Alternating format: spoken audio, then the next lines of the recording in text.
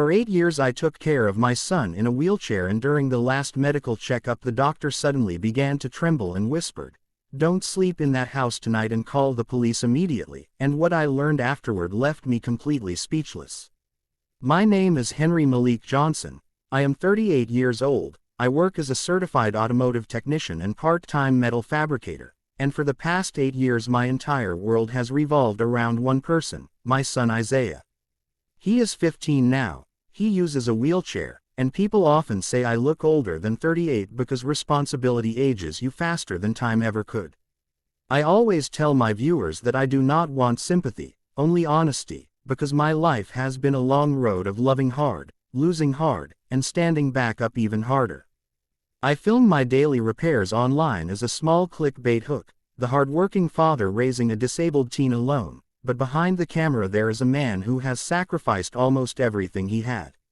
I raised Isaiah mostly alone after his mother, my wife, walked out one night and never returned. She said the burden of caring for a child with complications was too much for her and she needed a life of her own. At the time I hated her, but life has a strange way of turning wounds into wisdom. I learned to cook, clean, change medical tubing, manage therapies, lift him into his chair with one hand and encourage him with the other. He became my reason for everything. I worked long hours in the garage, oil under my nails, sweat on my forehead, and I always returned home to him smiling at me like I was a hero. That smile kept me alive. For 8 years things were stable, not perfect, but stable. My best friend Marcus lived 2 streets away, and he was the only person who knew how much I struggled. He helped me renovate the house, carried Isaiah downstairs when my back gave up, fixed meals when I came home too exhausted to move. He was loyal to me in a way that felt rare in this world. Then came the day that changed everything. I took Isaiah for his routine medical checkup, something we did every 6 months. We joked on the way. He told me he wanted a new wheelchair with bigger wheels. I told him he wanted to look like a monster truck. We laughed. When we arrived at the clinic, our regular doctor, a calm older man named Drive Hayes, greeted us. He always treated Isaiah with gentleness. But during the checkup something strange happened. Dr. Hayes asked me to step outside for a moment while the nurse measured Isaiah's pressure. I thought it was normal, but when I closed the door behind me I noticed his hands were trembling. He leaned toward me and whispered so quietly I almost missed it, "Do not sleep in your house tonight, Henry, and call the police immediately." My heart slammed against my ribs. I asked him what he meant, but he shook his head, his face pale, saying he could not explain yet, that he needed to verify something, but for the safety of myself and my son we absolutely could not return home. I tried to question him again but he simply walked away, closing the door behind him. Fear crawled up my spine. I returned to Isaiah, acting calm, but inside I was shaking. I wheeled him out, telling him we were going to grab dinner before heading anywhere. I stepped outside and called Marcus, telling him something was wrong, that the doctor said we could not go home. Marcus told me to meet him at a diner immediately. While driving, my stomach twisted.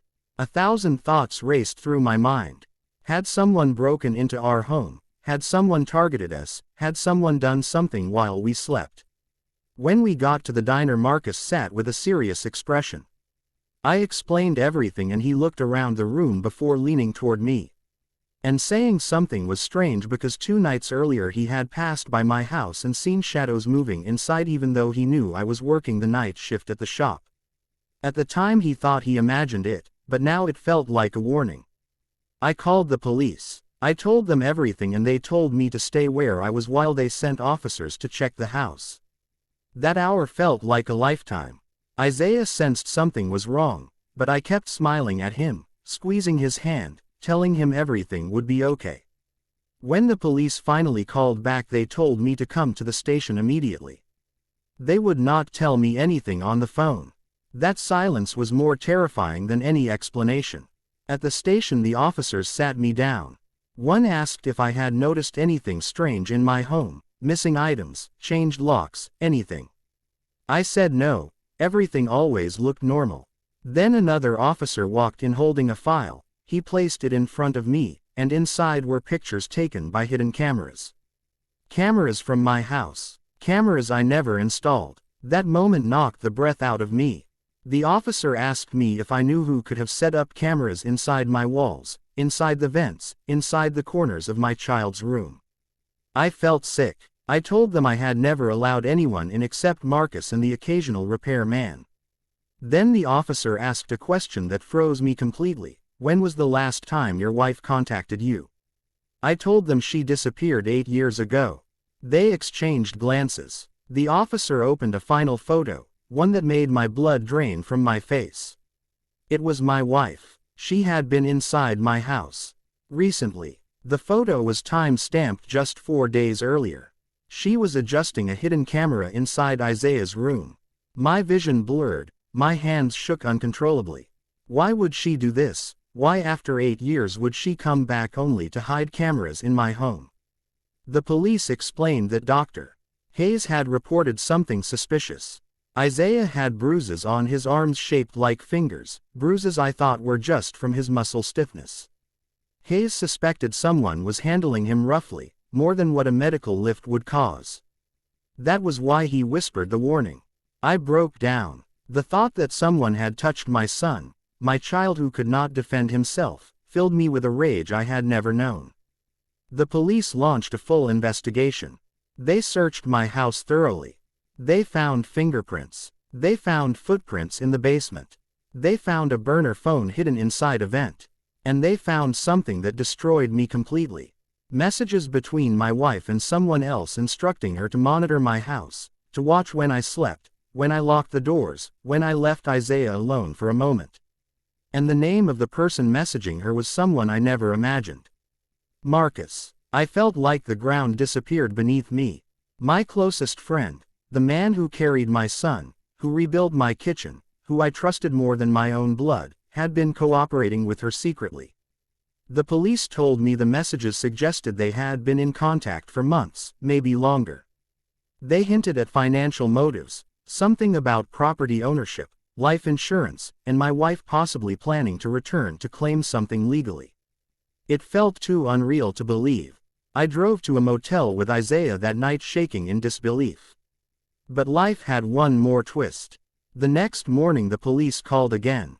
They had found surveillance clips from a neighboring house showing someone entering my home late at night. It was Marcus. And when they confronted him he confessed. He broke down and admitted that 8 years ago my wife had begged him to help her leave. He agreed to cover for her because they had been involved behind my back. Even before she disappeared, he helped her escape. He helped her set up the cameras.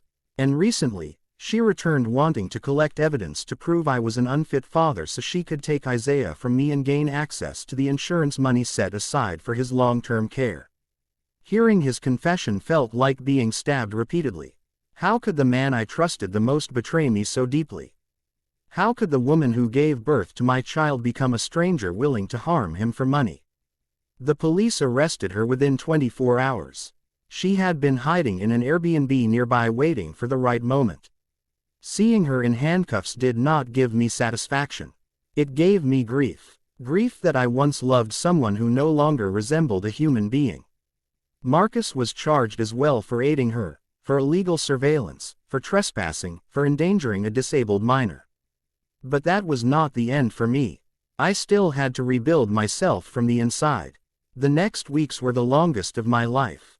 I barely slept. I held Isaiah close every night, terrified of what could have happened to him. But something else also happened. The community rallied around us. Neighbors I barely knew brought groceries, donations poured in online, people supported me in ways that made me feel seen again. Dr. Hayes visited us personally and assured me Isaiah was safe, that the bruises were superficial, that he would recover. One evening as I sat in the motel staring at the ceiling I received a call from a lawyer representing my wife. She wanted a deal, she wanted lighter charges, she wanted mercy. But I remembered every night I had stayed up to care for my child while she lived freely somewhere else. I remembered every moment my son cried asking why she never called. And I remembered those cameras watching us like predators. So I declined. I let the full charges stand. That was my revenge. Not anger, not violence, not screaming. But justice. Justice so complete and undeniable that it felt like a weight finally lifted from my chest. I bought a new house using community donations and savings, far from the old street. I installed security systems everywhere. And every night I sit beside Isaiah, holding his hand, telling him we survived something dark, telling him he is my strength, telling him that betrayal may break a man temporarily but never permanently. My heart still hurts, but it heals a little more each day. And to you watching this, remember, sometimes the people closest to you hold the sharpest knives, but sometimes strangers become the family you never had. My story is not just about betrayal, it is about rising, it is about choosing justice over vengeance, and it is about loving someone so deeply that nothing in this world or the next can break that bond. And that is how a doctor's trembling whisper saved my life and my son's future forever. If this story touched your heart, don't forget to like, share, and subscribe. And tell me, what would you have done if you were in my place?